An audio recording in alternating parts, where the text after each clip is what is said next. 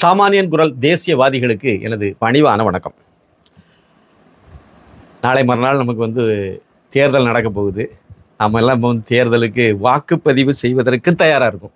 அதாவது மலேசியாவிலேருந்து கேஜி ராஜ் அவர் எனக்கு தகவல் ஃபோனில் பேசினார். பேசும்போது ஒரு தகவலை சொன்னார். நான் கோயம்புத்தூர் எனக்கு ஓட்டு, நான் அண்ணாமலை அவர்களுக்கு ஓட்டு போடுவதற்காக நான் அங்கேருந்து டிக்கெட் புக் பண்ணியிருக்கேன். இன்றைக்கி 17ஆம் தேதி. இன்றைக்கி தான் அவர் இங்கே வர்றதா என்கிட்ட சொல்லியிருந்தார். சேர்ந்துருப்பார். இல்லைன்னா இன்றைக்கி சாயந்தரத்துக்குள்ளே கோயம்புத்தூர் ரீச் ஆயிடுவார். அவர் 27ஆம் தேதி ரிட்டர்ன் போகிறேன்னு சொன்னார். அவர் வர்றது இதுக்காக வேண்டியே அங்கேருந்து லீவ் போட்டு அவர் டிக்கெட் எடுத்து ஃப்ளைட்டு டிக்கெட் எடுத்து அங்கேருந்து வந்தார். இதே மாதிரி இந்த பதிவு நம்ம இதுக்கு முந்தின பதிவில் இந்த தகவலை பதிவு பண்ணியிருந்தேன். உடனே அதில் கமெண்ட் செக்ஷனில் ஒருத்தங்க சொல்லியிருந்தாங்க, என்னுடைய தோழியினுடைய மகள்லாம் பெங்களூர்லேருந்து கிளம்பி இப்போ கோயம்புத்தூருக்கு போயிட்டாங்க, திரு அண்ணாமலை ஐபிஎஸ்க்கு ஓட்டு போடுறதுக்காகவே போயிருக்காங்க அப்படின்னு சொல்லி ஒரு தகவலை கமெண்ட் செக்ஷனில் பதிவு பண்ணியிருந்தீங்க. நீங்களும் பலர் அதை பார்த்துருக்க வாய்ப்பு இருக்குது. இதே மாதிரி பல்வேறு மாநிலங்கள்ல இருந்து தமிழகத்தை நோக்கி, தமிழகத்தில் ஓட்டு இருக்கக்கூடியவங்க கிளம்பி வந்துட்டு இருக்காங்க. யார் யாருக்கு எங்கே ஓட்டு இருக்கோ அவங்கெல்லாம் அங்கே நகர்ந்து போயிட்டு இருக்காங்க. போய் போட்டு போடணும் அப்படிங்கிற தேசியவாதிகளுக்கு இதுக்கு முன் எப்போதும் இல்லாத அளவுக்கு ஒரு பெரிய ஆர்வம் வந்திருக்கு. வயதானவங்க 77 வயசுன்னு நினைக்கிறேன். காலையில் ஒரு பெரியவங்க பேசினாங்க, வெளியெல்லாம் எனக்கு ரொம்ப போக முடியாது, நான் இப்போ ஆனால் நல்லா தெளிவாக பேசினாரு. பேசுறதுல எந்த வயசு முதிர்ச்சி அதில் தெரியல, ஆனால் ரொம்ப நல்லா பேசினாங்க. அவங்க எப்படின்னா அவங்கள மாதிரியானவங்க நிறைய பேர் இந்த வாட்டி ஓட்டு போடுறதுக்கு நாங்கள் கீழே இறங்கி வரோம். இதுக்கு முன்னாடி நம்பிக்கை, ஒரு நம்பிக்கையில் இருந்துச்சு. திமுக ஓட்டு போட்டாலும் சரி, அதிமுக ஓட்டு போட்டாலும் சரி, என்ன ஆக போகுது அப்படிங்கிற மாதிரியான ஒரு மனநிலை இருந்துச்சு. இந்த வாட்டி அப்படி இல்லை. கண்டிப்பாக நம்ம அண்ணாமலைக்காக போடணும், மோடிக்காக போடணுங்கிறதுல உறுதியாக இருக்காங்க. தமிழகத்தை பொறுத்த வரைக்கும் என்னன்னா, அந்த ரவுடி கும்பல் தாங்க. திமுகனாலே அது ரவுடி தான். அது விடுதலை சிறுத்தைகள் அதை ஒற்றி அந்த ஃபார்முலாவை எடுத்து தான் அவங்களும் அந்த ரவுடித்தனத்தை பண்ணியே தான் நாங்கள் அதாவது அடங்க மறு அத்துமீறி முடிஞ்சு போச்சா கதை. அங்கே வந்துடலாம். அந்த சமுதாயத்தை இளைஞர்களெல்லாம் தவறான வழிக்கு திருப்பி விடுறதுக்கு இந்த ஒரு கோஷமும் போதும்ல. அதே ரவுடிகளை உருவாக்க தானே. அது மாதிரி 10 எஃப்ஐஆர் வாங்கு, அதில் 3 கொலை குற்றத்தில் நீ இருக்கணும், அப்போ தான் நீ விடுதலை சிறுத்தைகளினுடைய ஒரு தொண்டனுக்கு தகுதி அப்படின்னு சொன்னால் எப்படி ஒரு தலைவனாக இப்படிப்பட்டவங்க எல்லாம் தலைவனானா அந்த பறையர் சமுதாயத்தில் உள்ள அப்பாவி இளைஞர்களுடைய எதிர்காலம் என்ன ஆகும்? நீ 10 என்ன படிச்சு நீ டாக்டர் ஆகு, நீ படிச்சு ஐஏஎஸ் ஆகு, நீ ஐபிஎஸ் ஆகு, அப்படி தானே எல்லாத்தையும் தட்டி கொடுத்து கொண்டு வரணும். அவங்கள தானே உருவாக்கணும். அதுக்கு தானே பயிற்சி முகாம்களை நடத்தணும். அங்கே இங்கே நம்மளால் அவர் ஒரு எம்பி ஆயிருக்காரு, 5 வருஷம் 10 வருஷம் எம்பியா இருந்திருக்காரு இது வரைக்கும் உள்ள கணக்குப்படி பார்த்தா.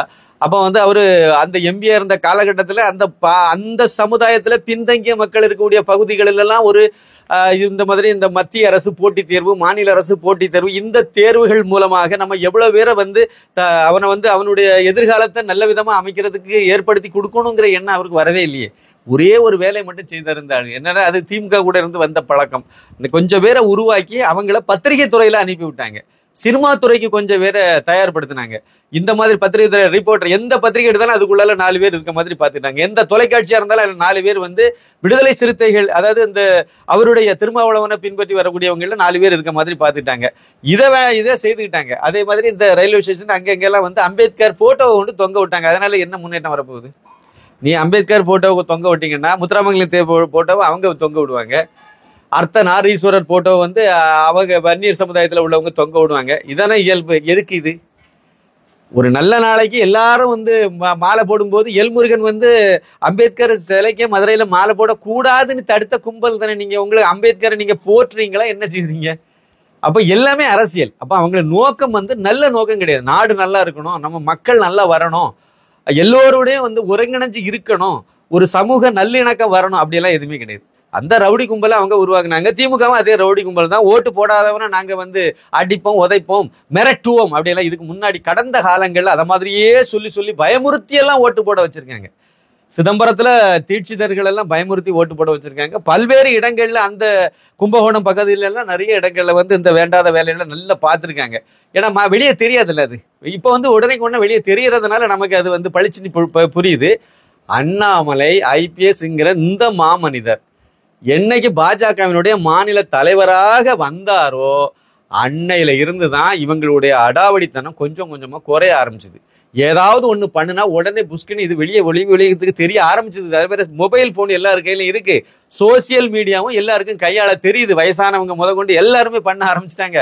அதனாலதான் இவங்க வந்து ஆஹா இது பெரிய பிரச்சனையை உருவாக்குதுன்னு சொன்ன உடனே இவர் அண்ணாமலை வந்து நிக்கிறார்ல. நீ எங்க எதை பண்ணாலும் அண்ணாமலை வந்து நிக்கிறாரு. வேங்க வயல் பிரச்சனை 16 மாசங்கள் ஆகிப்போச்சு. சமூக நீதி காத்த அரசுன்னு சொல்லி இவங்க ஊர் பூரா ஏமாத்திட்டு தெரியாரு. இந்த ஓங்கோல் வம்சாவளி முதலமைச்சர் உதயநிதி மு.க. ஸ்டாலின்காரு. ஆனா வந்து அங்க என்ன நடக்கு, 16 மாசம் ஆச்சு, இன்னமும் குடிநீர்லாம் மலத்தை கண்டுபிடிச்சோன்னு மலத்தை கலந்தவனை கண்டுபிடிக்கவே துப்பு கட்ட ஒரு அரசாங்கம் நடத்திக்கிட்டு நாங்க சமூக நீதி காவலர் போராளின்னா என்ன, இவ்வளவுதான் இவங்களுடைய இது. சரி இருக்கட்டும். இந்த மாதிரி இந்த மிரட்டல் உருட்டல்களுக்கெல்லாம் இப்பதான் வந்து சரியான பதிலடி குடிக்கிறதுக்கு சரியான நபர் போலீஸ்காரர். ரவுடிகளுக்கு எப்பவுமே சரியான ஆப்டான ஆள் வந்து போலீஸ் ஆபீசர் தானே கரெக்டான ஆளா இருக்கணும், அப்படித்தானே? அந்த அடிப்படையில கரெக்டா அது செட் ஆகி போச்சுது. இப்ப அதனால இப்ப அடங்கி ஓட்டிங்கி என்ன செய்யணும் தெரியாம அப்படி பம்மிக்கிட்டு இப்ப தெரியுறாங்க. அதே சமயத்துல தேசியவாதிகள் இதுதாங்க சரியான சந்தர்ப்பம் சொல்லி எல்லாரும் வந்து தயாராயிட்டாங்க. நிறைய பேர் வாட்ஸ்அப் மூலமா பிரச்சாரம், நிறைய பேர் போன் மூலமா பிரச்சாரம், அவங்களுடைய சொந்தக்காரங்க அவங்க இவங்க எது ரிட்டையர்டான பீப்புள்ஸ் நிறைய மக்கள் வந்து அப்படியே களத்துல இறங்கிட்டாங்க. அவங்களால எழுந்திருச்சு நடக்க முடியாட்டா கூட போன்ல பேசி பேசி எல்லாம் பண்ண ஆரம்பிச்சுட்டாங்க. ஒண்ணுமே இல்லைன்னா பாக்குற வீடியோவை ஷேர் பண்ணி விட ஆரம்பிச்சுட்டாங்க. இப்படி ஒரு பெரிய இதே பண்ணிட்டாங்க. கோயம்புத்தூர் எல்லாம் வந்து மிகப்பெரிய, அதான் என்னுடைய வாயிலிருந்து வந்த வாசகம், 3 லட்சம் வாக்குகள் வித்தியாசத்துல திரு அண்ணாமலை IPS வந்து வெற்றி பெறுவார் அப்படிங்கிறத நான் ஏற்கனவே முதல்ல நான் அவரை பத்தி பேசும்போது இதுதான் சொன்னேன். இந்த போட்டியிடுறாருங்கிறது உறுதியான பிறகு நான் கொடுத்த இன்டர்வியூல வந்து எந்த சேனல் ஞாபகம் இல்லை, தாமரை சேனலா இருக்கலாம், இல்லைன்னா சேனல் 5 இருக்கலாம். இதுல வந்து நான் முதல் முறை அங்கதான் ஆரம்பிச்சேன். அது பிறகு மற்ற சேனல்களை இதை பத்தி பேசினேன். முதல்ல நான் சொன்ன வார்த்தை 3 லட்சம் ஓட்டு வித்தியாசத்துல திரு அண்ணாமலை IPS அவர்கள் வெற்றி பெறுவார்கள். அது ஏன் யதார்ச்சியா வாயில வந்த வார்த்தை அது. அப்புறம் தான் கள நிலவரம் அதெல்லாம் பார்க்கும்போது நம்ம சொன்னபடி கண்டிப்பா இருக்கும், வந்துடும், 3 லட்சத்தை தாண்டியே ஒரு மார்ஜின்ல வந்துருவாரு. அந்த அளவுக்கு அங்க உள்ள கள நிலவரம் இருக்கு. எல்லாம் ஜாதி தாண்டி, மொழி தாண்டி, மதம் தாண்டி, எல்லா இனம் தாண்டி எல்லாம் வரப்போகுது. இதுல வந்து முக்கியமான ஒரு சில விஷயங்களை நான் உங்களுக்கு சொல்லணும். கருத்து கணிப்புங்கிற மேல நான் ஏற்கனவே சொன்ன விரிவாவே பேசிட்டேன் அதை. அதாவது எந்த தரப்பு மக்கள் எல்லாம் பிடிக்கணுமோ அவ்வளோத்தையும் பிடிச்சாங்க. கடைசியில் அப்படியே சுத்தி வளைச்சு வந்து இப்ப வந்து எந்த பத்திரிகைகள் இல்லை எந்த தொலைக்காட்சிகள் வந்து கொஞ்சம் நடுநிலைமைங்க, கொஞ்சம் இந்துத்துவ தேசியவாதிகளும் பார்க்குற ஓரளவுக்கு பார்ப்பாங்க. இப்போ சன் டிவினா கண்டுக்க மாட்டாங்க. அதான் தெரியுமா, அது ஒரு கொத்தடிமைன்னு தெரியும். இதுல விஷத்தை தான் கக்குவாங்கன்னு தெரியும். அதை போய் எதுக்கு பார்க்க மாட்டாங்க. கலைஞர்டி சுத்தம் அதை பார்க்க போறதே இல்லை. அதெல்லாம் பார்க்கறது அவங்க சார்பில் உள்ளவங்க மட்டும்தான், திமுக காரங்க மட்டும்தான் பார்ப்பாங்க. திமுகவினுடைய கொத்தடிமைகள் விசுவாசிகளை தவிர வேற யாரும் அதை பார்க்க போறது இல்லை, பார்க்கறது இல்லை. சன் டிவில சீரியல் வேணா பெண்கள் பார்ப்பாங்க, அவ்வளவுதான். அரசியல் இதுக்காக செய்தி கேமரா அதை தேசியவாதிகள் பார்க்கறதில்ல. அதை விட்டு ரொம்ப வருஷம் ஆகி போச்சுது. அப்ப இதுக்கு என்ன பண்ணணும், நேரே தந்தி டிவி மூலமாக போய் விஷத்தை காக்கணும், தினமலர் மூலமாக போய் விஷத்தை காக்கணும். கோயம்புத்தூர்ல அண்ணாமலை வெற்றி பெற மாட்டாருன்னு சொன்னா யாராவது நம்புவாங்களா? நீங்க சொல்லுங்க. நான் சும்மா அந்த அண்ணாமலை மாநில தலைவர் பாஜக, எனக்கு அவரை பிடிக்கும், அவர் வரணும்னு நான் ஆசைப்படுறேன், விருப்பப்படுறேன், அதனால நான் சொல்றேன்னுங்கிற மாதிரி கூட நீங்க எடுத்துக்கிடுங்க. ஆனா நீங்க சொல்லுங்க, யாராவது ஒரு திமுக காரனே சொல்லிட்டு, திமுக காரங்களே சொல்லிட்டு அண்ணாமலை கோயம்புத்தூர்ல வெற்றி பெறதுக்கு வாய்ப்பு இல்லைங்க, அங்க வந்து கள நிலவரம் இப்படிதான் இருக்குன்னு சொல்லி கோயம்புத்தூர் பகுதியை சேர்ந்த திமுக காரங்க யாராவது ஒருத்தங்க சொல்லிட்டுங்க. திமுக காரங்களே சொல்லிட்டு அவங்களுக்கே தெரியுங்க எப்படி பிரதமர் அடுத்து மோடி தான் வர போறாருங்கிறது எழுதி வைக்கப்பட்டதோ அதே மாதிரிதான் இங்கேயும். நான் சொன்ன பாத்தீங்களா, 400 இடங்களுக்கு மேலேயே கீழேங்கிறது தான் மார்ஜின். அது அந்த வித்தியாசம் மட்டும்தான் பார்க்க வேண்டியது இருக்கு. இவர்தான் பிரதமர், நரேந்திர மோடி அவர்கள் தான் மறுபடியும் பிரதமர் அப்படிங்கிறத உறுதிப்படுத்திட்டு தான் ஓட்டுப்பதிவே பண்ண போறோம். நமக்கு அதுல என்ன நன்மை அப்படின்னா, தமிழகத்துல வந்து அங்க அவர் தான் வரப்போறாருன்னு அப்பட்டமா எல்லாத்துக்கும் தெரிஞ்சு போச்சு. இப்ப அங்க வந்து அதாவது பிரதமர் நரேந்திர மோடி அவர்கள் தான் மறுபடியும் பிரதமராக போறாரு. அவர் வந்து இந்த வாட்டி 400க்கு மேலேயா இல்ல அதை தொட்டு வர போறாருங்கிறது தான் வந்து நம்ம தெரிஞ்சுக்க வேண்டிய விஷயமா இருக்கு. அதே தேர்தல் முடிவு மூலமாக அதே மாதிரி அவர் தான் பிரதமர்ங்கிறத தெரிஞ்சேதான் ஓட்டே போட போறோம். இதுக்கு முன்னாடி எப்போ அப்படியெல்லாம் கிடையாது. ஆனா இந்த வாட்டி அந்த மாதிரி ஒரு சூழ்நிலையில தான் நம்ம ஓட்டு போடவே போறோம். அப்ப தமிழ்நாட்டில் உள்ள மக்கள் வந்து பாஜக அணிக்கு ஓட்டு போட்டாலும் போடாவிட்டாலும் பிரதமர் நரேந்திர மோடி தாங்கிறது டிக்ளேர்டு, அது முடிஞ்சு போச்சு. கண்டிப்பா அவர் தான் வரப்போறாரு, வந்துருவாருங்கிறது எல்லாத்தையும் தெரிஞ்சு, அதுவும் அபரிமிதமான மார்ஜின்ல வரப்போறாங்க, வித்தியாசத்துல வரப்போறாங்க, அவ்வளவு அதிகமான ஆதரவு இருக்குங்கிறது எல்லாத்துக்கும் நல்லா தெரியும், உலகம் முழுக்க தெரிஞ்சு போச்சு. இந்த சூழ்நிலையில தமிழகத்துல ஒரு பெரிய மாற்றம் வரணும் அப்படின்னு நம்ம எதிர்பார்த்தோம்னா, பழைய காமராஜர் ஆட்சி மீண்டும் வரணும்னு நம்ம நினைச்சோம் அப்படின்னா, எம்ஜிஆர் மாதிரி ஒரு நல்லவர், ஒரு துணிச்சலான ஒரு நபர் அண்ணாமலை அவர்கள் வந்து முதலமைச்சர் ஆகணும்னு நம்ம நினைச்சோம் அப்படின்னா, ஜெயலலிதா மாதிரி ஒரு இரும்பு பெண்மணி மாதிரி கருணாநிதி அப்படியே கதிகலங்க வச்சாங்கல்ல, அந்த மாதிரி ஒரு நபர் தான் திரு அண்ணாமலை ஐபிஎஸ். இந்த திராவிடியா சித்தாந்தத்துக்கு மூடு விழா நடத்துறதுக்கு அவரால் மட்டும்தான் முடியும் அப்படிங்கிற சூழ்நிலையில் நம்ம இருக்கோம். அப்ப நம்ம அவருக்கு கரத்தை வலுப்படுத்தணும். அவர் அங்க வெற்றி பெற செய்யணுங்கிறது தனிக்கதை, அது வேற கதை. ஆனா தமிழகம் முழுக்க பாஜக அணி அதிகமான இடத்துல வெற்றி பெற்றால் மட்டும்தான் இது வந்து அவர் முதலமைச்சரா வருவதற்கான ஒரு பிள்ளையார் சொல்லியாக அமையும், ஒரு தொடக்கமாக அமையும். அவருக்கு எவ்வளவு எம்பிக்களுடைய எண்ணிக்கை தமிழகத்து பாண்டிச்சேரி சேர்த்து 40 இருக்குன்னா 40ல எத்தனை எம்பிக்கள் வந்து பாஜக அணில உருவாகுறாங்களோ அதை பொறுத்து தான் திரு அண்ணாமலை ஐபிஎஸ் அவர்களுடைய கரம் ஓங்கும். மக்கள் மத்தியில அடுத்த முதலமைச்சர் அவர் தான். அதனாலதான் ஸ்டாலின் கார் வந்து கதறுன்னு கதறாரு. ஏன் கதறாருன்னு நினைக்கிறீங்க? அடுத்து வைக்கிறதே வேட்டு திமுகவுக்கு தானே, அடுத்து வைக்கிறதே இவங்க ஒரு முதலமைச்சர் நாற்காலிக்கு தானே. இந்த தேர்தலை 25 தொகுதிக்கு மேல இந்த பாஜக அணி வெற்றி பெறும்னு நம்புறேன். வெற்றி பெற்றால் அதோட முடிஞ்சு போச்சுங்க. இது வரைக்கும் வந்து திமுகவுக்கு ஜால்ரா அடிச்சுட்டு இருக்கக்கூடிய அத்தனை பத்திரிகையும் அப்படியே மாறிடும். இந்த தினகரனை தவிர அவங்களே கூட அங்க பெரிய சிண்டையா உருவாயிருவாங்க. இந்த மாறன் குடும்பம் இருக்க, அந்த குடும்பம் கூட வந்து அங்க போர்க்கொடியை தூக்கிறோம். அந்த எண்ணெய்க்கு வரைக்கும் இவங்க மேல நிக்கிறாங்களா, அது வரதான். ஏன்னா உள்ளால பெரிய பூகம்பமே வெடிக்க காத்து இருக்கு. ஒரு சின்ன விஷயத்த நான் பல தடவை உங்களுக்கு சொல்லிட்டே இருந்தேன். திரு அண்ணாமலை ஐபிஎஸ் வந்து பாஜகவினுடைய மாநில தலைவராக வருவதற்கு முன்னாடி இருந்த சூழ்நிலை வேற, அவர் வந்த பிறகு உள்ள சூழ்நிலை வேற. அவர் மாநில தலைவராக வர்றதுக்கு முன்னாடி இருந்த மாநில தலைவர்கள் காலகட்டத்தில் டெல்லியில இருந்து, அதாவது பாஜகவினுடைய மேலிடத்துல, டெல்லி மேலிடம் வந்து சில இதை கொடுப்பாங்க, இதை செய்யுங்கன்னு சொல்லுவாங்க. ஓகே சரின்னு சொல்லிட்டு வந்து இவங்க அதை செய்துட்டு இருந்தாங்க. அவ்வளவுதான் பாஜகவினுடைய வளர்ச்சி தமிழ்நாட்டில் இருந்துச்சு. ஆனா அண்ணாமலை ஐபிஎஸ் வந்து மாநில தலைவராக வந்த பிறகு அப்படி இல்லை, சூழ்நிலை அப்படியே மாறி போச்சுது. இங்க என்ன பண்ணனாலும் மேலிடம் வந்து திரு அண்ணாமலை ஐபிஎஸ் உடைய ஒப்புதல் இல்லாம பண்ண மாட்டாங்கன்னு பல தடவை நான் சொன்னேன். ஆனாலும் மூத்த பத்திரிகைகள் பலர் வந்து இல்ல, மேலிடம் இப்படி விரும்புது, கீழிடம் இப்படி விரும்புதுன்னு சொல்லி நல்லா திரிச்சிட்டு இருந்தாங்க. இதுல நேற்றைக்கு ஒரு வீடியோ பார்த்தேன். திரு அண்ணாமலை ஐபிஎஸ் அவர்கள்ட்ட வந்து ரங்கராஜ் பாண்டே வந்து ஒரு இன்டர்வியூ எடுத்திருந்தார். எடுத்ததை வந்துட்டு இருந்து நான் இன்டர்வியூ முழுக்க பார்க்கல. அதில் உள்ள ஒரு கிளிப்பிங்ஸ் வந்து ட்விட்டரில் ட்ரெண்ட் ஆகி ஓடிட்டு இருந்துச்சு. சரி என்னதான் அதில் கேள்வி கேட்டிருக்காரு, என்ன விஷயம்னு பார்க்கும்போது ஒரு கேள்வி கேட்குறாரு. அதாவது பாஜக மேலிடம் வந்து எடப்பாடி பழனிசாமி கூட கூட்டணி வைக்கணும்னு சொல்லி விருப்பப்பட்டாங்க தானே அப்படின்னு கேட்குறாரு. யார் சொன்னான்னு கேட்குறாரு. உடனே இன்ஸ்டன்ட்டாக கேட்குறாரு, யார் சொன்னா அப்படின்னு கேட்குறாரு அண்ணாமலை ஐபிஎஸ். உடனே நான் சொல்கிறேன் அப்படின்னாரு. நீங்கள் யாருன்னு கேட்டார். பாஜகவினுடைய நான் மாநில தலைவர், நீங்கள் யாரு, நீங்க பாஜக உறுப்பினரா இருக்கீங்களான்னு கேட்டார். அடுத்த செருப்ப களத்தை அடிக்கிற மாதிரி கேட்டார். எதுக்கு நான் சொல்றேன்னா, இவரு ரங்கராஜ் பாண்டே திட்டுறதுக்கு அப்படி நான் சொல்லல.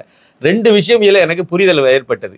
ஒண்ணு வந்து அங்க கட்சிக்கு உள்ளால நடக்காத விஷயத்த ரங்கராஜ் பாண்டே மாதிரியான மூத்த பத்திரிகைகள், நம்ம வேற விமர்சனத்துக்கு போகல, மூத்த பத்திரிகையாளர்ங்கிற பேர்ல இருக்கக்கூடியவங்க இதுவரைக்கும் அதிமுக கூட தான் கூட்டணி வைக்கணும் கட்டமைச்சாங்க பாத்தீங்களா, அது தப்பு அப்படிங்கிறது வந்து அந்த இடத்துல நெத்தில அடிக்கிற மாதிரி ஒரு பதில் கொடுத்ததுல இருந்து நான் புரிஞ்சுக்க வேண்டியது இருந்துச்சு. இன்னொரு விஷயம் வந்து என்ன அப்படின்னா, ஒருவேளை ரங்கராஜ் பாண்டே சொன்னது மாதிரியே டெல்லி மேலிடம் வந்து அங்க இருந்து சொல்லி இல்லைங்க பாஜக அணி இந்த எடப்பாடி கூட தான் நம்ம கூட்டணி போகணும்னு நினைச்சு அவங்க ஒரு ஐடியாவை சொல்லி, இல்லை அவங்களுக்கு வேற ஒரு இதுல இருந்து சொல்லி அவங்க அதன் மூலமா இந்த மாதிரிப்பட்ட ஒரு முடிவுக்கு வந்து அதை திரு அண்ணாமலை ஐபிஎஸ் கொண்டு வந்து, அண்ணாமலை முடியவே முடியாது, அந்த மாதிரி அந்த வேலையே ஆகாது அது, அதனால நம்ம தனியா தான் அணி அமைச்சு நிக்கணும் அப்படிங்கிறத இவரு சொல்லி அதை மேலிடம் ஏத்துக்கிட்டுன்னா அப்படி கூட நீங்க எடுத்துடுங்களா. அப்ப அண்ணாமலை என்ன சொல்றாரோ அதைத்தான் மேலிடம் ஏத்துக்கிட்டாங்கிறத ஒத்துக்கிறீங்களா? இப்போ ஒத்துக்கிறீங்களா? அதுக்கு தான் நான் அந்த பாயிண்ட் எடுத்தேன். இந்த வீடியோவை பார்த்தது இதை வந்து அதன் மூலமா சொல்ல வந்த விஷயம் தான். மேலிடமே விருப்பப்பட்டிருக்குன்னே வச்சுக்கோமே, ரங்கராஜ் பாண்டே சொன்ன மாதிரியே எடுத்துக்கணுமே. அதை வந்து அண்ணாமலையுடைய விருப்பம் இல்லைன்னு, அண்ணாமலை விரும்பல, மேலிடம் விரும்பிச்சுது எடப்பாடி கூட கூட்டணி வைக்கிறதுக்கு. ஆனா மேலிடம் விரும்பினதை வந்து நடைமுறைப்படுத்த முடியல, ஏன்னா அண்ணாமலை வேண்டான்னு சொன்னாரு, ஒத்துக்கிட்டாங்கல்ல. அப்ப நான் சொன்னது கரெக்ட் தானே? அண்ணாமலை என்ன சொல்றாரோ அதான் நடக்கும்னு சொன்னா இல்லையா?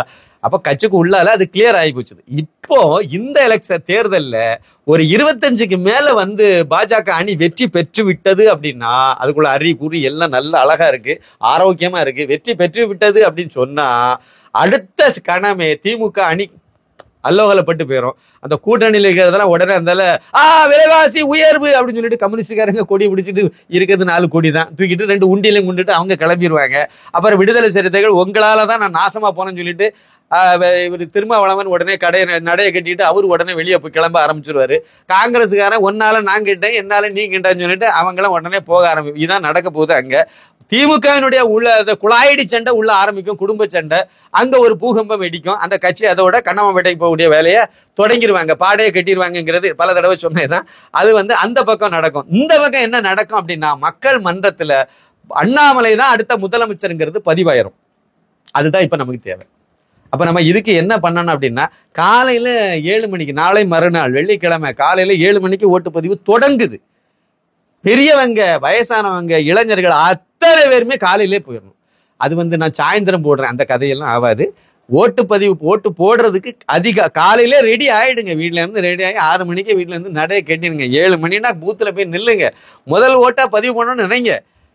அந்த காலையிலே போய் ஓட்டு பதிவு பண்ணிட்டு நம்ம 10 மணிக்கு முன்னாடி வீடு 10 மணில 7 8 மணிக்கு மேலே 8 9 மணிக்கு வீட்டுக்கு வந்துடலாம். எல்லாரும் பக்கத்துல தானே இருக்கும். அதனால போயிட்டு ஒரு சில பேருக்கு மட்டும்தான் கொஞ்சம் தூரத்துல ஓட்டு, பழைய வீடு மாதிரி அப்படி இப்படிலாம் போறவங்க கொஞ்சம் தூரத்துல இருக்கும். கண்டிப்பாக காலையிலே பரிசீலனை பண்ணுங்க. இது ஒரு பெரிய வேண்டுகோள். இது கண்டிப்பா போங்க. இப்போ நான் முக்கியமான ஒரு மேட்டருக்கு உங்களுக்கு வாரேன். ரொம்ப ரொம்ப முக்கியமானது, கருத்து கணிப்பு சம்பந்தப்பட்டதான். தந்தி டிவி எனக்கு ரொம்ப வேதனையா இருந்துச்சு. இந்த அளவுக்கு சாஷ்டாங்கமா விழுந்து கும்பிடணுமா அப்படிங்கிற மாதிரி இருந்துச்சு. ஆதரிங்க, உங்களுடைய நிலைப்பாடு என்ன வேணாலும் வைங்க. ஆனா கருத்து கணிப்புங்கிற பேர்ல இப்படி எல்லாமா கொண்டு விஷத்தை கக்கிவிங்க மாதிரி இருந்தது. எனக்கு ரொம்ப வேதனையா இருந்துச்சு. நம்ம தந்தி குடும்பத்துல அந்த உப்பை சாப்பிட்டு வளர்ந்தல நானும் ஒருத்தன்.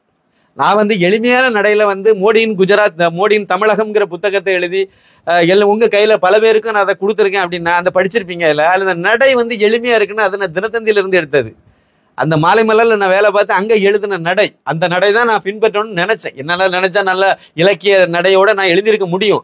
ஆனா இந்த நடையில போனாதான் சாமானியனுக்கும் புரியுங்கிறத நான் எடுத்துக்கிட்டேன். அதே மாதிரி நம்ம பேசுறது கூட அந்த ஃபார்முலாவை பின்பற்றி வந்ததுதான்.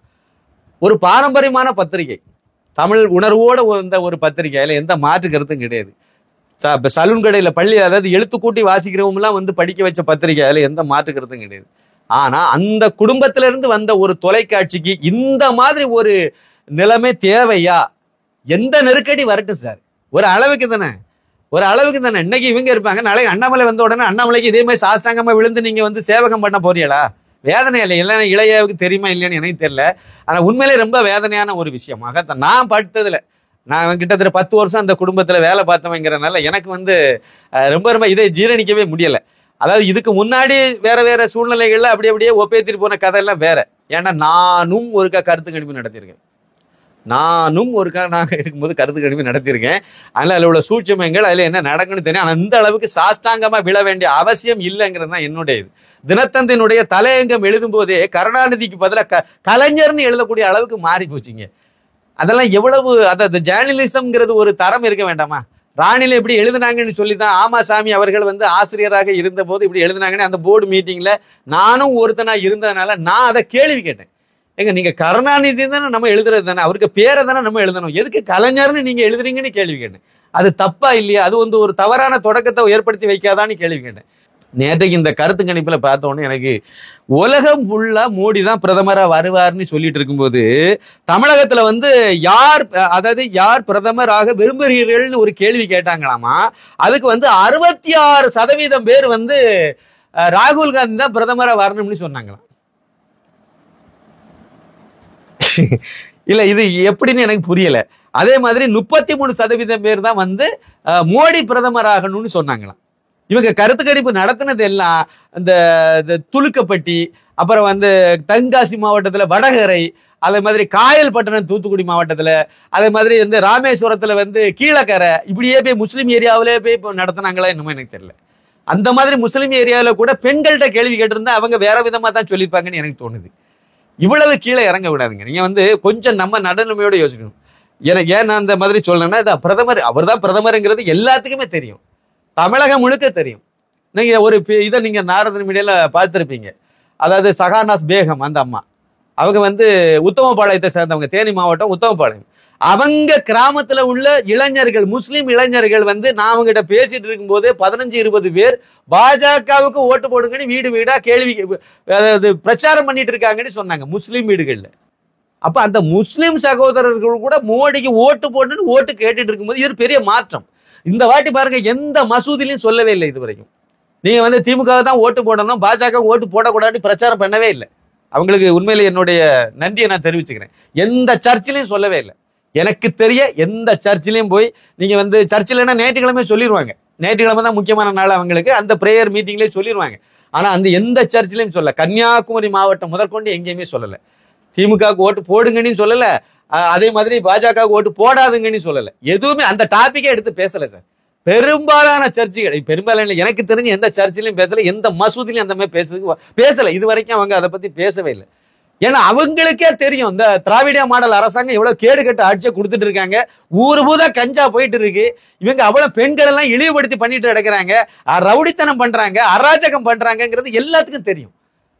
வளர்ச்சிங்கிற பேர்ல எதுவுமே பண்ணல. அவங்க குடும்பத்தை மட்டும்தான் வளர்ச்சி படுத்திருக்காங்க, நல்லா தெரியும். இந்த சூழ்நிலையில 66% பேர் இந்த பப்புக்கு ஓட்டு போட்டாங்க. யாரு பிரதமர்னே கிடையாது. அந்த அணில யாரு பிரதமர்னே யாருக்கும் தெரியாது. இது வரைக்கும் அறிவிக்கவே இல்லை. போன தடவை அறிவிச்சார் மு.க. ஸ்டாலின், ராகுல் காந்தி பிரதமர்னு சென்னையில தான் டிக்ளேர் பண்ணினார். இந்த வாட்டி அதையே சொல்லல. அவங்க பிரதமர் வேட்பாளரே கிடையாது. அந்த கட்சிக்கு பிரதமராக இவர் வருவாரு. அதை வேற பாதுகாப்பு சம்பந்தப்பட்ட விஷயத்துல, பாதுகாப்புல சம்பந்தப்பட்ட விஷயத்துல எல்லாம் கூட வந்து மோடியை விட இவரு தான் சிறப்பாக வருவாரு, இப்படிலாம் சொல்லி நமக்கு அதை கொஞ்சம் எரிச்சல் படுத்துற மாதிரி இந்த மாதிரி ஒரு இதை வச்சிருந்தாங்க. இதை விட எனக்கு ரொம்ப கொடூரமான விஷயம் என்ன அப்படின்னா, கோயம்புத்தூர் தொகுதியில யாரு வெற்றி பெறுவார், யாருக்கு உங்கள் ஓட்டு அப்படின்னு கேட்ட கேள்விக்கு திமுகவுக்கு 31% பேர் ஓட்டு போட்டாங்களாம். 31 to 37 வரைக்கும். எனக்கு இந்த கருத்து கணிப்பில் ஒரு விஷயம் புரியலை சார். நானும் இதெல்லாம் யோசித்து பார்க்குறேன், எனக்கு விடையே கிடைக்கல. அதாவது வந்து இந்த ஒருத்தட்ட 10 பேர்கிட்டவே கருத்து கேட்டோம், சாம்பிள்லாம் கொடுக்குறோம். 10 பேர்கிட்ட கருத்து கேட்டோம். 10 பேரில் வந்து 3 பேர் வந்து திமுகவுக்கு, இல்லைன்னா 2 பேர் வந்து அண்ணா திமுகவுக்கு, அப்புறம் வந்து ஒரு 5 பேர் வந்து பாஜகவுக்கு, இப்படி சொல்கிறான்னு வச்சுருங்களேன். அந்த இது அப்படி தானே வரும். 5, 3, 2, 4 இப்படி தானே வரும். 10 பேர்கிட்ட கேட்டோன்னா 10 பேர்ல இப்படி தானே வருவாங்க. அதுதானே பெர்சன்டேஜாகவும் வர முடியும். அதுல என்ன 31 to 37 வரை, அது எப்படி அசம்சன் நீங்களா கொடுக்குறீங்க. இதுல இருந்து இது வரைக்கும் வரலாம் அப்படின்னு சொல்றீங்க, அப்படித்தானே? இந்த மாதிரி ஒரு கேவலமான பிழைப்பு இதுவே தப்புன்னு நான் சொல்லுவேன். ஆனா பலரும் பண்றாங்க. தந்தி டிவி மட்டும் இல்லை, பலரும் வந்து இதே மாதிரி ஒரு ஆப்ஷன் வச்சு இதுல இருந்து இதுவரை அப்படின்னு சொன்னா நீங்க அந்த பக்கம் வந்து அங்க போயிடலாம், இந்த பக்கம் வந்து இங்க வரலாம், இது வந்து கடுமையான போட்டின்னு சொல்லிடலாம். இந்த மாதிரி நம்ம சொல்லிட்டு தெரியலாம். கருத்து கணிப்புன்னு என்ன சார்? 100 பேர்ட்ட சாம்பிள் எடுக்கிறீங்க, 100 பேர்ல இவ்வளவு பேர் இப்படி சொன்னா, இவ்வளவு பேர் இப்படி சொன்னா, இவ்வளவு பேர் இப்படி சொன்னா, அந்த அடிப்படையில நான் சொல்றேன். இந்த இதுல எங்களுடைய முடிவு, நாங்க கேட்டதுல அந்த மக்கள் கொடுத்த கருத்து அடிப்படையில இதுதான் எங்களுடைய ரிசல்ட்னு நீங்க சொன்னீங்கன்னா அது கொஞ்சம் ஏற்புடையதா இருக்கும்.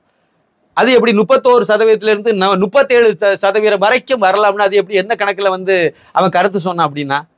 சரி, மோசடி நம்பர் 1. திமுகவுக்கு 31 to 37, அதிமுகவுக்கு 28 to 34, அப்புறம் வந்து பாஜகவுக்கு வந்து 26 to 32. எங்க கோயம்புத்தூர் கோவை தொகுதி பாராளுமன்ற தொகுதியில நின்று அண்ணாமலை போட்டிடுறாருல, அண்ணாமலைக்கு வந்து 3வது இடமா கோயம்புத்தூர்ல. யாரு சொல்றா? தந்தி டிவில உள்ள கருத்து கணிப்பு சொல்றது. அதாவது 26 to 32 வரைக்கும் தான் கிடைக்குமா, அவருக்கு வந்து டெபாசிட் கிடைக்கலாம், அந்த ரேஞ்சில தான் இருக்குதான். நாம் தமிழருக்கு 5 to 8 வரைக்கும் கிடைக்குமா. அப்புறம் மற்றவை அது யாருன்னு தெரியல, அவங்க 1 to 3 வரைக்கும் வர்றதுக்கு மற்றவைக்கு வாய்ப்பு இருக்குதான். சரி இருக்கட்டும். நான் என்ன கேட்கிறேன்னா, அண்ணாமலைக்கு 3வது இடத்துல தானே கோயம்புத்தூர் தொகுதியில வந்து அண்ணாமலை 3வது இடத்துல, நான் 3 லட்சம் ஓட்டு வித்தியாசத்தில் வெற்றி பெறுவார் நான் சொல்றேன். நீங்க 3வது இடம்னு சொல்றீங்க. அவர் 3 லட்சம் இல்லை சார், வெற்றி பெற்றுட்டாருன்னா நீங்க என்ன பண்ண போறீங்க? கடையை சாத்திருவீங்களா? அப்படியே சாத்த போறீங்களா? நீங்க எதுக்கு இந்த ஈனப்பரப்பு, எதுக்கு இந்த வேலையை பார்க்கணும்னு கேட்கிறேன். உலகத்துக்கே தெரியும், எல்லாருடைய பார்வையும் கோயம்புத்தூரை நோக்கி இருக்குன்னு தெரியும். அங்க ஒவ்வொரு கள நிலவரத்தையும் ஒவ்வொருத்தனும் அலசி ஆராய்ஞ்சிட்டு இருக்கான். அங்க இருக்க வேலை பார்க்குறவன், சொந்தக்காரன், தெரிஞ்சவன், தெரியாத எல்லாத்துக்கும் போன் போட்டு கேட்டுட்டு அவன் அங்க உள்ள ரிசல்ட் என்ன தெரிஞ்சு கையில வச்சுட்டு இருக்கான். நீங்க வந்து அந்த கொள்ளையடிக்கிற வேலையை செய்றீங்களா? எதுக்கு இந்த இது அவ்வளோத்தையும் செய்து விட்டு, இதோட பெரிய கேலி கூத்து என்னன்னா, அந்த கருத்துக்கு அப்படி நடத்தின அந்த புண்ணியவான் இருக்கா பாத்தீங்களா, அந்த புண்ணியவான்கிட்ட வந்து ஹரியும் அசோகவர்த்தினியும் அது திருப்பி 2வது அதுக்காக வேண்டி உருவாக்கிட்டாங்கன்னு நினைக்கிறேன். இது ரொம்ப பெரிய கெட்ட பேர் ஆயிரும். ஏன்னா இதை பூசி மெழுகிறதுக்கு ஒன்றை பண்ணுன்னு சொல்லிட்டு அவன்கிட்ட கேள்வி கேட்டு அந்த ஈர வெங்காயம் உட்கார்ந்துட்டு அது ஆர்கே நகர் மாதிரி கடைசி நேரத்துல என்ன வேணாலும் நடக்கலாம். அட புண்ணாக்கு மாடனோல நீங்க எத்தனை பேர்ட்ட கருத்து கேட்டீங்களா? அதை இவங்க சொன்னாங்க, அந்த அடிப்படையில நாங்க போட்டிருக்கோம். அதுதானே இங்க செய்ய வேண்டியது. அதாவது பிப்ரவரி மாசம் நிலவரம் இது, ஏப்ரல் மாசம் நிலவரம் இதெல்லாம் சொல்றீங்களா? அன்னைக்கு நீங்க எத்தனை பேர்ட்ட கேட்டீங்களா? அவங்க சொன்ன ரிசல்ட்டை தானே நீ கொடுக்கணும். நீயா உன் கருத்தை சொன்னா தனியா சொல்லிட்டு போ. நான் சொல்ற மாதிரி சொல்லு, தனியா உட்கார்ந்து என்னுடைய பார்வை இது, என்னுடைய கருத்து இதுன்னு சொல்லிட்டு போ. அப்புறம் யாரு கருத்து கணிப்புன்னு சொல்ற? அவங்க சொன்னதாகத்தானே சொன்னா. அப்புறம் கடைசி நேரத்துல மாறுமா, அங்க இந்த தொகுதிகள் எல்லாம் இப்படி எல்லாம் இருக்கு. யாராவது உன்கிட்ட கேட்டாங்களா? அதெல்லாம் ஒண்ணு அதை சொல்லி, இல்லைன்னா நீ எடுத்த கருத்து எத்தனை பேர்ட்ட கருத்து கேட்டியா அதை முடிவை சொல்லிட்டு போக வேண்டியதானே. சொல்றதெல்லாம் சொல்லிவிட்டு மூணாவது இடத்துல இருந்து அண்ணாமலை எப்படிங்க முதல் இடத்துக்கு வருவாரு? ஆர்கே நகர் மாதிரி ஏதாவது நடக்கணும்னா அண்ணாமலை ரூபா கொடுத்து விடுவாரோ? இல்ல 20 ரூபா டோக்கன் கொடுக்க போறாரு அண்ணாமலை, அப்படி உங்களுக்கு சொன்னாங்களோ என்ன? அப்புறம் அதுல சொல்றாரு, இல்ல அங்க போட்டி அது பாஜகவுக்கும் திமுகவுக்கும் இடையில தான் இருக்கு. அங்க இப்ப என்னத்தை போட்டு வச்சிருக்காங்க? அவங்க கொடுத்தது என்னது? நீங்க என்ன கொடுத்தீங்களோ, கருத்து கணிப்பு கந்தசாமிகளா, நீங்க என்ன கொடுத்தீங்களோ அதை பேஸ் பண்ணி தானே சொல்லணும். நீங்க என்ன கொடுத்தீங்க? 31ல இருந்து 30 வரைக்கும் திமுகன்னு சொல்லி, 2வது இடத்துல 28ல இருந்து 34 வரைக்கும் அதிமுகன்னு கொடுத்துறீங்க. அந்த ரெண்டுக்கும் தானே போட்டின்னு சொல்லணும். அப்ப சம்பந்தம் இல்லாம 26, அதாவது முதல் இடத்துல 31ல இருந்து 38 37 கொடுத்துட்டு 26ல இருந்து 32 வரைக்கும் கொடுத்த 3வது இடத்துல இருந்தது திமுக கூட போட்டி போடணும். எப்படி போட்டிக்கு வராது? சான்ஸே இல்லையா? களத்திலே இல்லைன்னு தான் சொல்லணும். நீங்க அண்ணாமலைன்னு ஒரு நபர் அங்க களத்துல களத்திலே இல்லைங்க, அவருக்கு ஓட்டே கிடையாதுங்க, அவர் டெபாசிட்டே வாங்கிட மாட்டார், அப்படி சொல்லிட்டு போங்க. எல்லாம் சொல்லிவிட்டு அவரு அதை மாதிரி மாறிடும். இதம்மா எப்ப எதுக்குன்னு கேக்குறேன். அப்போ உங்களுக்கு என்ன கொடுக்கப்பட்டதோ இதை செய்யணும்னு சொல்லி கோபாலபுரத்துல இருந்து சொல்லியிருக்கு. அப்படின்னா இதெல்லாம் முதலாளிக்கு தெரியுமா இல்லைன்னு எனக்கு தெரியல, இது எனக்கு புரியல. இது அவ்வளவு உடனே இவ்வளவு தூரமா விஷத்தை கக்கி விடுவீங்க. இதெல்லாம் கோயபல்ஸ் பிரச்சாரம். அந்த பிரச்சாரத்தை தான் திமுக கையில எடுத்து பண்ணது. எல்லா வகையிலையும் அவங்க முயற்சி பண்ணுவாங்க. கூடுதலா ஒரு சின்ன தகவலையும் சொல்றேன் உங்களுக்கு. டிடிவி தினகரன் இருக்காருலாம், இவங்க தமிழகம் முழுக்க ஒரு இடத்துலயும் பிஜேபி வெற்றி பெறாதுங்க. கருத்து கணிப்பு சொல்லி முடிச்சிட்டாங்க. பிஜேபி தமிழகத்துல ஒரு இடத்துலயும் வெற்றி பெறாது, பாண்டிச்சேரியில வெற்றி பெறும். இந்த கருத்து கணிப்புல இன்னொரு முக்கியமான விஷயத்த பார்க்கணும். அதாவது பிப்ரவரி மாசம் நிலவரப்படி இவங்க 42% மு.க. ஸ்டாலின், அதாவது திமுக அப்படி நின்னுச்சான். அது ஏப்ரல் மாசம் வந்த பிறகு அப்படியே நின்னுச்சான், கொஞ்சம் கூட கீழே இறங்கவே இல்லையா, அப்படியே தக்க வச்சு நின்ட்டாராம். அப்புறம் 30% பிப்ரவரி மாசத்துல எடப்பாடி பழனிசாமி நின்னாராம். அவரு ஏப்ரல் மாசம் வரும்போது 34 போயிட்டாராம், 2% ஏறி போச்சுதான். இங்க கூட்டணியே இல்லாம நடு தெருவில் நின்றுட்டு இருக்காரு எடப்பாடி பழனிசாமி. தமிழகம் முழுக்க அவரு எல்லா இடமும் அடிதான், அவருக்கு மரண அடி வாங்க போறாங்க. நாம் தமிழர் கூட போட்டி போட்டு 3வது இடத்துல யாரு வர்றதுங்கிறத பல தொகுதிகளோட நிலவரம். ஆனா என்ன போட்டு வச்சிருக்காங்க, இவர் 2வது இடத்துல இருக்காராம். அதுவும் பிப்ரவரி மாசத்தை விட ஏப்ரல் மாசம் டப்புனு மேலே ஏறி போயிட்டாராம். அடுத்து மோடி படம். அந்த மோடி படத்தை போட்டதே ஒரு பித்தலாட்டாங்க, இழிவுபடுத்துறதுக்காக அவரை போட்டு வச்சிருக்காங்கன்னு நான் சொல்லுவேன். ஏன் தெரியுமா? திமுகவுக்கு யாருக்கு போட்டோ போட்டீங்க?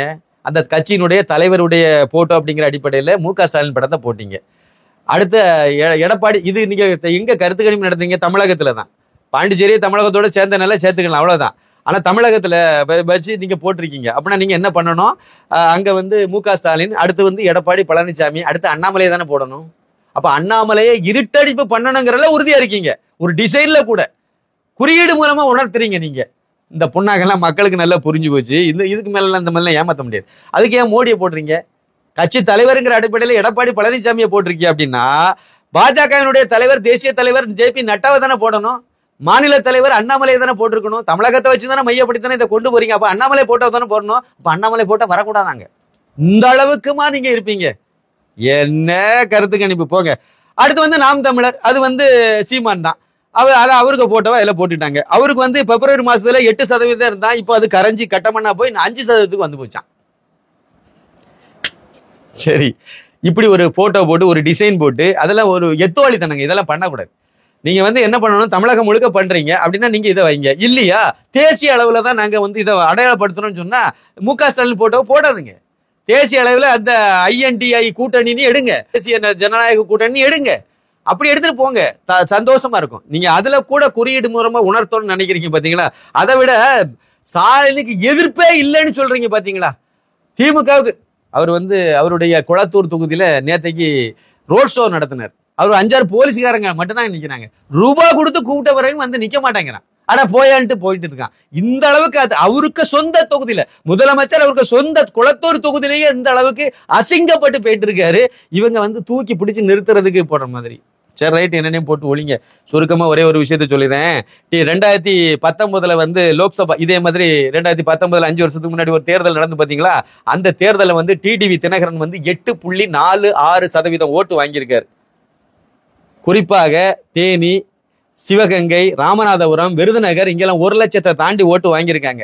அன்றும் குறிப்பாக ராமநாதபுரம் தொகுதியில வந்து 1,41,806 ஓட்டுகள் வந்து வாங்கியிருக்காரு தினகரன் விட்ட வேட்பாளர். அன்னைக்கு அவங்க சுயேட்சை தான் அவங்களுக்கு கொடுத்திருந்தாங்க. அதனால இண்டிபெண்டன்ட் இருக்கும், தேடி பாருங்க.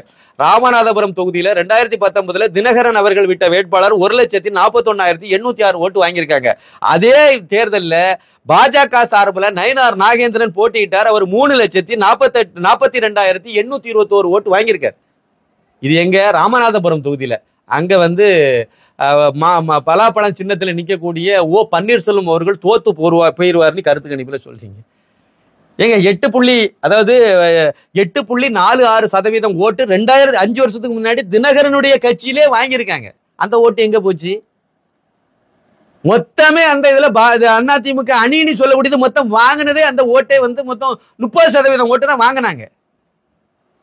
30% ஓட்டு வாங்கினவங்க இன்னைக்கு வந்து எடப்பாடி பழனிசாமிக்கு 37 வருது, 36 வருது அவர் விட்டுருக்க வேட்பாளருக்குன்னா எப்படிங்க இது வரும்? இப்ப அதுக்கு ஏதாவது சாத்தியக்கூறுகள் இருக்கு அப்படின்னா, ஓவராலா தமிழகத்துல வந்து எடப்பாடி பழனிசாமியை தூக்கி 2வது இடத்துல கொண்டு நிக்கணும். அந்த பங்காளிகளை விட பாஜக கீழே இருக்குன்னு சொல்லணும். ஆனா அதே சமயத்துல நாங்க வந்து பாஜக இரட்டை இலக்கத்துல ஓட்டு வரும்னு சொல்லியிருக்கோம்ல, அப்படியே பூசி மெழுகணும். ஜூன் 4ஆம் தேதி உங்களுடைய முகத்தரை எல்லாம் கிளிய போகுது. அது வரைக்கும் காத்திருப்போம். நன்றி, வணக்கம்.